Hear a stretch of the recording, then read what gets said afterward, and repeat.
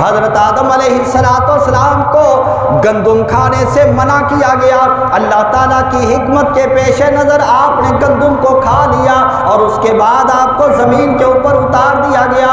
رب تعالیٰ کی بارگاہ کے اندر آپ کو ندامت ہوئی، رب تعالیٰ کی بارگاہ کے اندر معافی مانگنے لگے، رب تعالیٰ نے آپ کو معافی کے لیے کلمات سکھا دیے، یہ دعا کرو ربنا ظلمنا انفسنا وان لم تغفر لنا وترحمنا لنکونن من الخاسرین۔ یہ دعا مانگو، حضرت آدم علیہ السلام نے بھی دعا مانگی، حضرت بی بی حوا نے بھی دعا مانگی اور رب تعالیٰ نے ان کو معاف فرما دیا۔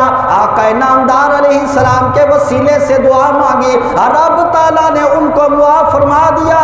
تو جب ہمارے باپ کو اور جب ہماری ماں کو رب تعالیٰ نے وسیلہ مصطفیٰ کی برکت سے معاف کر دیا تھا، جب ہم توبہ کریں گے تو اپنے فضل کے ساتھ ہم کو بھی معاف فرما دے گا۔ اللہ اکبر، زندہ باد۔